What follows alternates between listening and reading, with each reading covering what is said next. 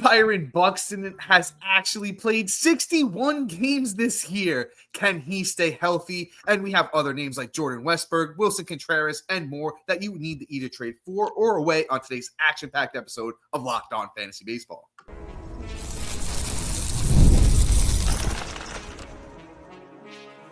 You are Locked On Fantasy Baseball, your daily fantasy baseball podcast. Part of the Locked On Podcast Network, your team every day.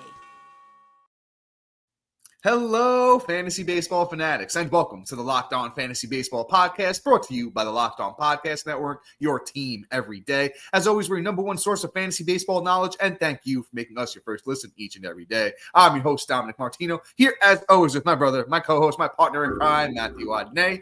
If you're watching on YouTube and you haven't already, hit that little bell below. It's going to subscribe you to the channel and give you notification every time we drop a new episode. Or if you're listening on the audio side of things on a platform like Apple or Spotify that allows 5-star ratings and reviews, we would truly appreciate it if you do that for us as well. And lastly, something that you guys need to do this time of year that's going to put you over the top in your fantasy baseball league. Join Matt and I on the Insiders Track. Going to give you so much more than we offer in these 30-minute episodes, including prospect call-ups and ranking our waiver wire guys when we do those episodes. So check us out on the Insiders Track, available on any of our social media platforms, and link is in the bio in the description. So, all right, guys. Also, this episode is brought to you by Monarch Money. Take control of your finances with Monarch Money. Use the code LOCKEDONMLB at monarchmoney.com for 50% off your first year. Matt, set it up top. I don't know how Byron Buxton is still healthy. He's a great ball player when he's out there, but 61 games, it's getting a little up there. So, Matt, what are we doing with Byron Buxton? So Byron Buxton is a flat out trade for me, and not because of, what he's doing on the field. He actually is performing up to the expectations we had back when he was like 23 years old. But unfortunately, this is what happens with Buxton. He gets us all hot and bothered and excited, and then unfortunately he ends up on the IL, sitting right next to Alberto Mondesi in the ER. And that is my biggest issue with him. I mean, look, last year he was able to play 102 games, which is great, and honestly one of the better seasons from him, but he's on a way better pace this year than last year with literally 120 less at bats. But I'm not believing in the fact that he's not going to get an IL stint, and a lengthy one at that, or multiple short ones that are just going to be annoying. So I'm going to bet on that happening more likely than him playing a full season. Last time he's even come close to it was 140 games, and that was back in 2017. So by no means do I have any expectation of him playing a full season, which means, hey, we're already probably past all the best times of him being healthy, so let's move him now while the price is at its all-time high. And here's the reason why. 232 at-bats, 46 runs, 9 doubles, 3 triples, 17 bombs, 47 ribs, 13 stolen bases, and batting a whopping 280. He also has an OBP of 347, a slug of 565, and a 912 OPS. On top of that, the average exit velocity is absolutely crushing at 91.9 miles an hour, and he's creating hard contact well over 50% at 54.5% of the time, and he's just absolutely crushing it behind the plate. I'm incredibly impressed at the play, but this is the time to capitalize. You look at a guy that's a perfect trade high candidate, and he's literally, you go into the dictionary, you look at it, and there's Byron Buxton's face this year. I'm going to age myself. I've used this year, an Eric Thames situation. Thames did not get hurt, but Thames fell off a cliff like Sonny. No, I'm not even going to use that reference because that's bad. But essentially, it's just one of those things where, you want to capitalize on it now, especially on a guy when you're looking at placing a bet on whether they're going to be able to stay healthy for the first time in their whole career in 10 years of a career, or are they going to fall off a cliff? And the thing is, he's going to. So trade him, and you'll be able to get a lot of well-known players that are drafted higher that are going to be able to, play the whole second half and help you win a playoff and probably get a haul. So you may not even be in a position where you want to be able to go out and get one player. You might want to go out and get multiple players. In a lot of ways, I usually like to be on the other side of things where I'm like, okay, cool. I like to trade multiple little pieces that add up to one piece, which is, multiple guys for one. But in this scenario, when I'm trying to either make the playoffs or sustain a playoffs or hold down first place, if I have holes in my lineup, whether it's in my pitching rotation or in my hitting, I want to get multiple guys. So maybe I could plug a few holes with Buxton versus having a really good outfielder or a really good utility hitter. I can probably get a pitcher and a third baseman. Like if you drafted Josh Young, who's been well underperforming, we're dealing with the Jordan Westburg injuries that's might be putting him in the same category as Alberto Mondesi and Byron Buxton. You're dealing with these kind of issues. It's a perfect way to plug multiple holes and get guys that are performing, and have a full season ahead of him. But I'm done with my rant. Dom, please stop me from talking. Continue. Yeah, man. I'm going to chip in a little bit. The thing I want to say first about Buxton is he's a great baseball player when he can stay healthy. The thing is, at 31 years of age, the injuries have added up over all these years, and the body isn't what it used to be. So he's tapped into that talent that's always been there. Last 2 weeks for Buxton, 9 runs, 7 homers, 9 RBIs, 3 steals, batting .381. Yeah, he's getting the job done, but to Matt's point, I'm not going to bank on Byron Buxton being there when I need him the most, especially when he's performing, stealing bags. He's out there running around. I just feel like if there was anybody in the game right now that I can say I'd have a pretty certain bet on getting hurt, it'd be Byron Buxton. So to Matt's point, once again, move on from him, trade him for what you can get. You could probably get some pretty good value. But, Matt, you did a great job, so I'm going to move on here. Let's move on to this next guy, Alec Bohm of those Philadelphia Phillies. You know what the thing is? He's 85% owned on Yahoo, right? And besides batting average, he's not really giving you anything else. Bohm's hitting .290, but 32 runs, 36 RBI, 7 homers, and 2 steals. Not really doing much for me outside of that. So, it's a tough situation here with a guy like Bohm. If you need the batting average and he's really carrying you in that department, sure.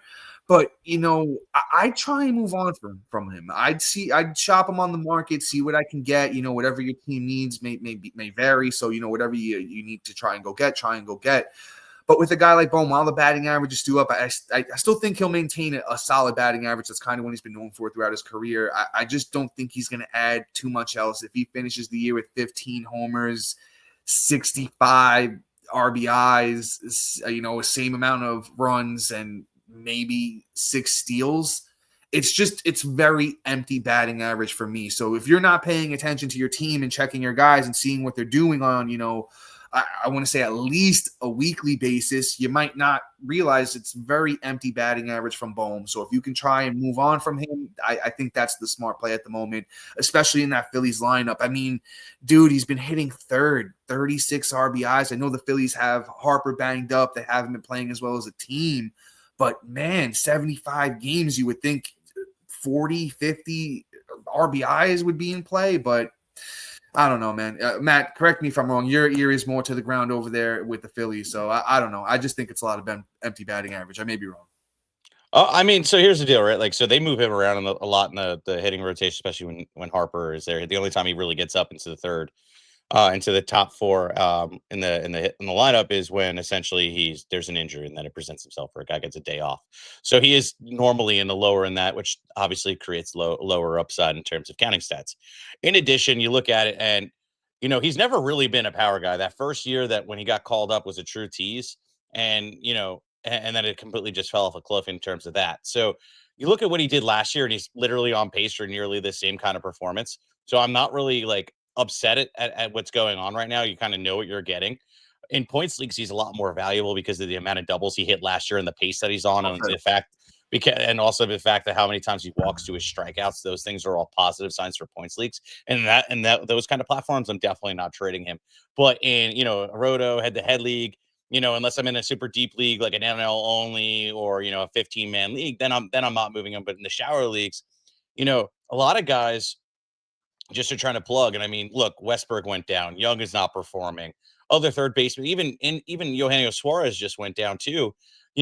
These are third base, priorities right now that you probably can get a decent value going to those teams that have those players and trading him away to get a nice value. It's not like he's not performing. He's just not performing up to an elite or even top 100, I would say, roto player that's contributing enough. Now you'll look at the ranking on your platform and the batting average will put him in that top 100. But if you look at, essentially contributor versus, an actual ranking of stats, then the contribution is minimal in comparisons. So for me, it's a straight up move 100% for Alec Bohm as well.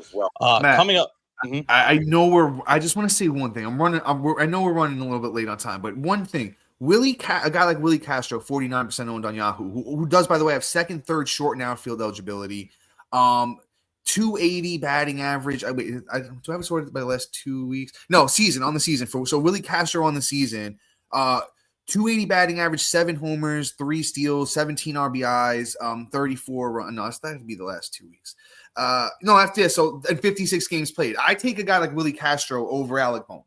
That's just me personally, and way less owned. Just my two cents on it. But go ahead. I digress. Sure. Sure, I could share in the position too, but again, you could trade him for a good value. But coming up next, you got Clayton Kershaw, you got Jose Berrios and Kikuchi. Are we selling high? Are we hanging on to him? That's all coming up next.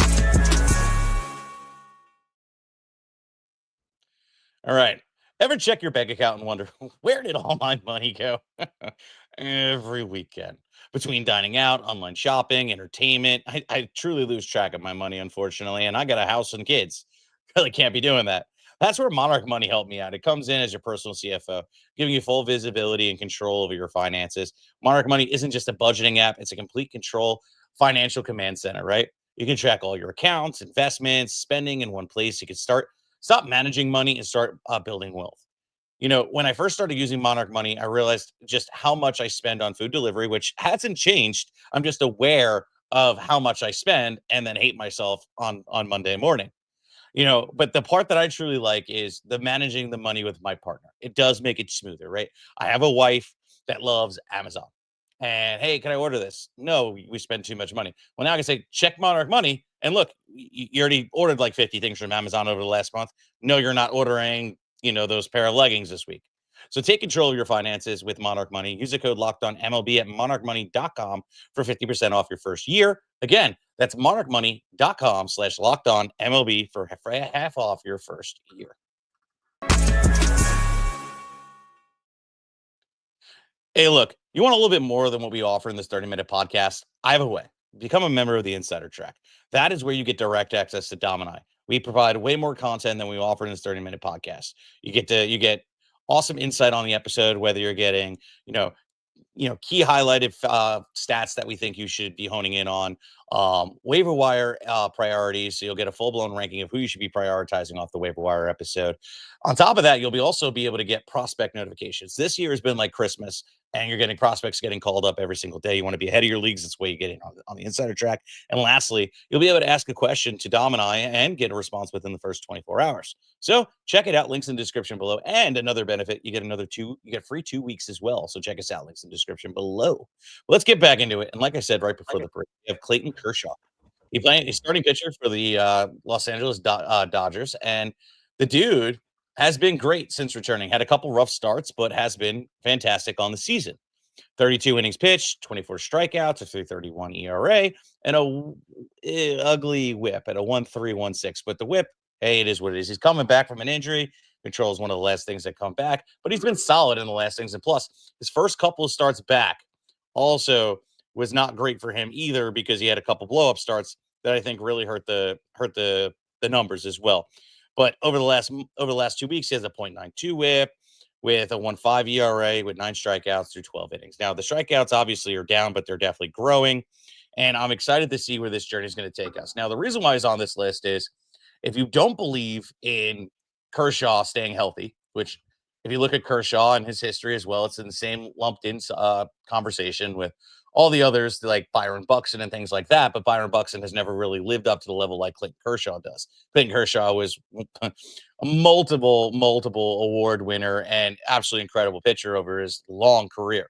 So he has name value, and when he's healthy, he's one of the better pitchers in the league. It's just unfortunate that, hey, there's a likely chance that he's going to go down before really paying off. So if you do feel enticed and your rotation is strong enough where you could spare a piece that you already got to boost off the waiver wires or stashing your IL since he's fresh off the IL, then moving him is the perfect time right now. Value looks good. He's pitching good. The name value brings in an added bonus. You could definitely trade him and get, guys that are underperforming. Somebody later in the show, I'll give a little thing. You could probably get like a Sandy Alcantara, who I think possibly has some mending. We'll talk about that later. And another piece to help bolster and build up your rotation, especially if you're lacking in the pitching category, on a guy you stashed all season that has a higher likelihood of, ending up in the ER than staying on your fantasy rotation. So for me, I'm not personally doing it, but if you're in a position where you need the depth, you could trade a guy from multiple spots to fill holes, and that's where I'm really willing to do it. Yeah, Kershaw's a tough one for me, Matt. I love Clayton Kershaw. He's been a staple in baseball for the almost the last 20 years, right? So it's tough to say anything negative about a guy like Kershaw. I preface as I'm about to say some negative things about Kershaw. Age 37, the last time he was Kershaw was back in 2019. We've seen the negative regression as the age has gone up over the last couple of years.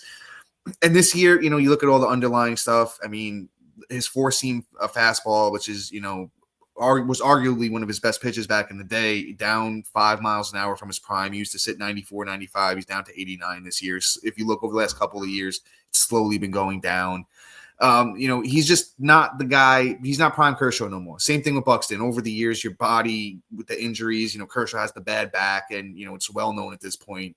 He's already given you as many starts as he gave you last year.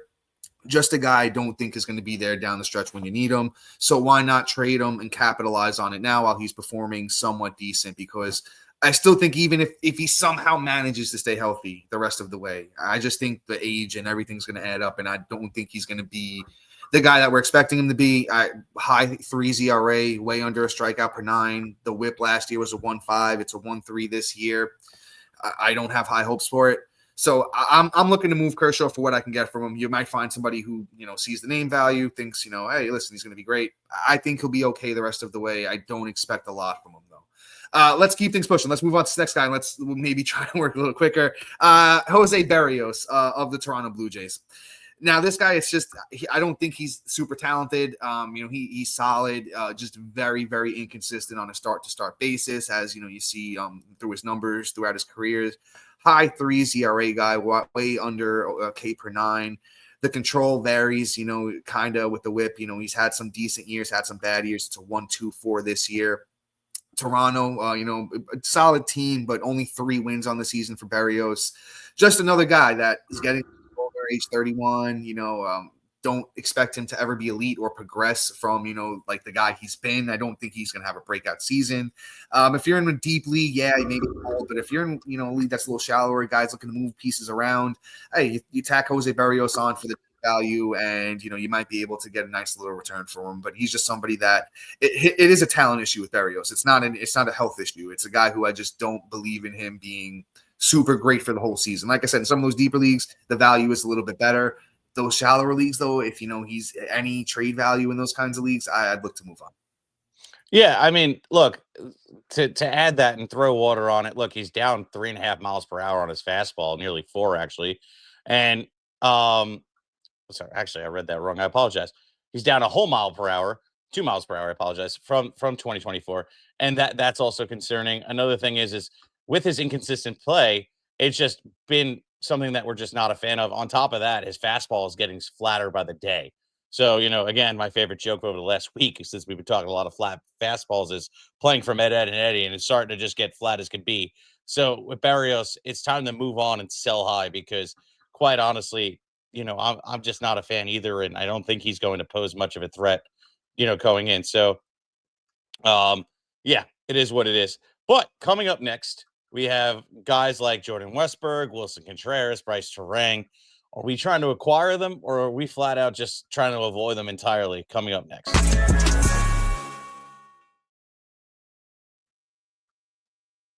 Hey, Dom, your mic. Thank you, sir. Guys, you've probably heard of Viagra or Cialis. Maybe even you tried them. But if you're looking for something beyond the usual pill, it's time to meet Rugert Ready. Rugert Ready is a next-gen prescription treatment designed to amplify arousal in the brain, blood flow. Unlike the usual pills that can take hours, Rugert 3 boost blood flow, unlike the usual pills. So, once Rugert's 3-in-1 formula dissolves under your tongue and kicks in fast, on average in 15 minutes, effects can last up to 36 hours, so you can stay confident and in control when the moment is right. If traditional options haven't worked, Rugert might be the answer. Over 150,000 men have already made the switch. I love that it's completely online. Ruger connects you with a board-certified doctor and ships your treatment discreetly to your door. You can even read real customer reviews on their site. It's helping a lot of people feel more confident and present in the moment. Head to Ruger.com/LockedOnMLB and use the code LockedOnMLB to get 15% off today.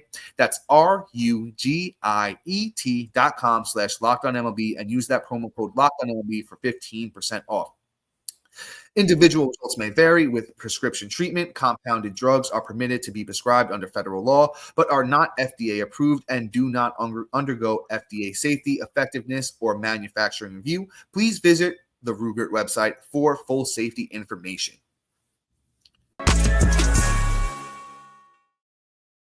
And all right, Matt, for time purposes, I'm just going to keep things pushing. Let's move on to this next guy. Let's talk some Jordan Westburg here. Listen, he's a tough one. He honestly almost fell on the other side of this episode for me today, right? Just because the injuries have been piling up. But listen, man, I still have faith in the kid. I think Jordan Westburg might be the one of these Orioles prospects that actually becomes a perennial all-star caliber player. Listen, Jackson Holliday's on his way too. Don't get me wrong, but he's still fairly young. Listen, when Westburg came back, he went 2 for 4 on June 15th with 3 runs and a homer, 2 RBIs. Followed that up on June 17th with a nice 3 for 5 game. I just think he got that finger injury, sprained left index finger to be exact. Looks like he's going to avoid the IL, but right. So here's the thing. You're going to go find that Westburg owner who's aggravated because he just came back. He was doing good. And they're like, he's out again. And capitalize. Go and get Westburg. Like I said, truly did almost fall on the other side of this episode for me today. But when I really sat down and thought about it, I believe in the talent. The kid's really, really good. The Orioles are usually pretty good with their prospects. Except, Ali and a couple of those other guys having a little bit of struggle. But hey, listen, Jackson Holliday's getting it done. I believe in Westburg. He was really, really good last year and, got that second, third eligibility on Yahoo. Could be a difference maker in the second half. Yeah. I mean, look, it's not like Westburg is dealing with a soft tissue issue, at least. He jammed his finger. He sprained it. I mean, look, from everything that's saying too, he's avoiding the IL, which is great. So what does this tell you? There's fear in these owners and it's time to capitalize, like Dom said. So it's the perfect time to do that. So yeah, I'm 100% going out and I'm trying to acquire him wholeheartedly, without a doubt. So definitely go out there and trade for him. I'm going to be doing it right after I end this episode because I'm going to dinner with the person that owns Westburg in my league. So yeah, I'm going to go do this right now. Coming up next, I got Sandy Alcantara, the starting pitcher for the Miami Marlins. So this has not been a pretty season from Alcantara whatsoever. Quite honestly, he is frustrating to own this year after having an impressive spring. Pitching and all that stuff is back up to par in terms of fastball velocity, still sitting at 97 miles an hour, but everything is flat as can be. Might as well be able to land a plane on how flat his fastball, breaking ball, and off-speed pitches have all been. Now, the thing is, over the last 2 weeks, he has a 2.65 ERA with a 106 whip through 17 innings and 15 Ks. It was all great. And his last start, even though he had a 4.5 ERA, really wasn't bad going out against Atlanta. Went 6, got the quality start. And the whip was a little high, but at least 4 Ks. Look, he's never been a strikeout machine where he's been a K per inning. He's always been a guy that is just, an innings eater. Even in his prime in 2022, when he pitched a full season, he had 228 innings pitched and 207 strikeouts. I mean, this is who he is. So what we're seeing is the strikeouts and stuff not being there, which has never been there. It's just his pitches aren't moving the way he'd like. So let's just hope that he can kind of capitalize that and start figuring out what the movements are and see if we can change things. I mean, granted, we look at things and we go, okay, what's not successful right now? And he's throwing his sinker a hell of a lot and it's getting hit at a 275 rip, whereas last year was getting hit at a 232 batting average. And his 4-seam fastball is getting hit at a pretty good rip too, but it should be performing better. And last year, in comparison, was an ugly year due to the fact that he was fighting through Tommy John and was avoiding that all through. So Sandy Alcantara is a guy that I have full confidence in bouncing back. It's just taking longer time. I think the break, the adjustment that's around the corner might be where he comes out and figures things out.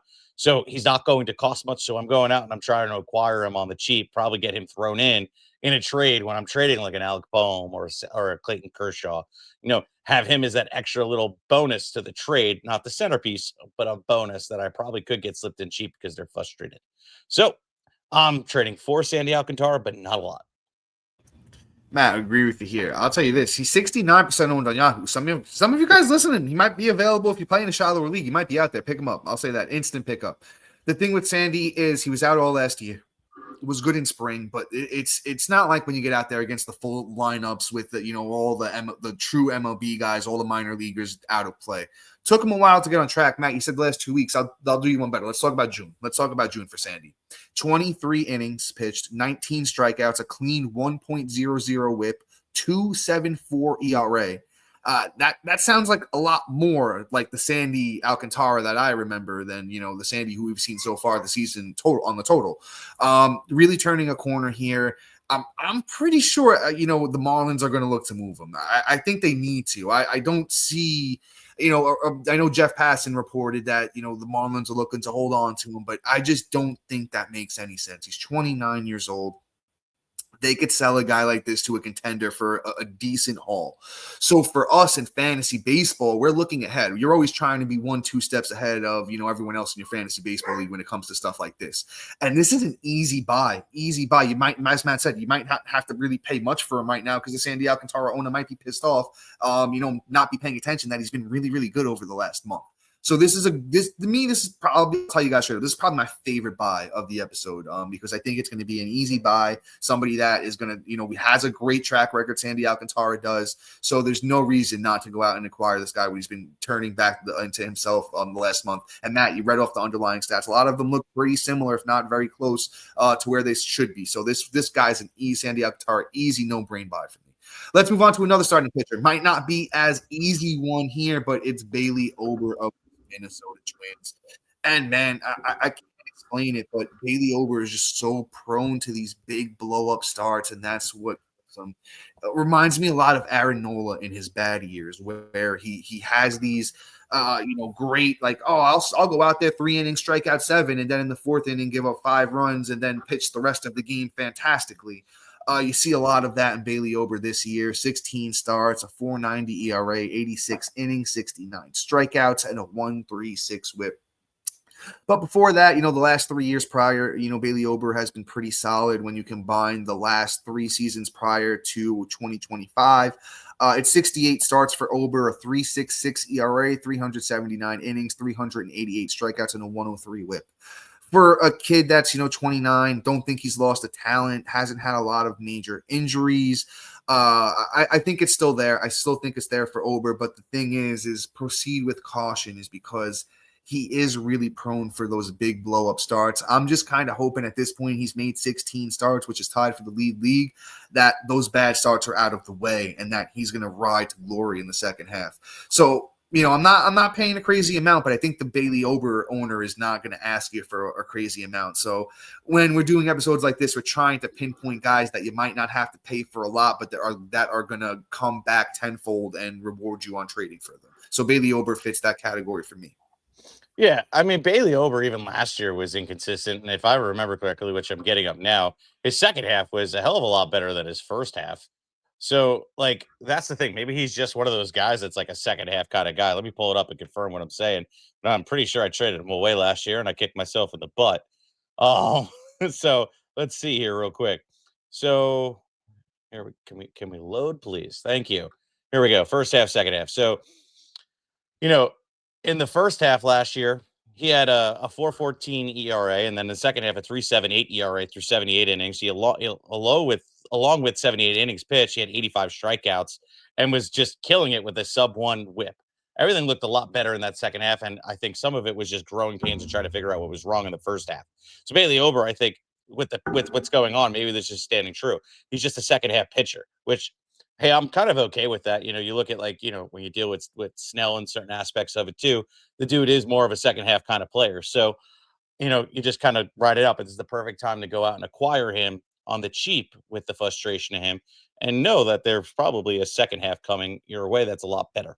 So I'm trading for Bailey Ober as well because of that, and he'll be a way better price. Honestly, we don't even really have time to go for anybody else, but I'll tell you who else was on the show docket. Wilson Contreras, I think is a fair one just based off of the upside. And then Bryce Terang if you need stolen bases. But with that being said, guys, please like, subscribe, comment, rate, review, do everything you can to share this show because we love bringing it to you every single day. And when you're done, check out our boy Silly over at Locked On MLB, who provides great real MLB coverage. And if you want a little bit more than what we offer in this 30-minute podcast, check us out on the Insider Track. Links in the description below. Peace. Sorry.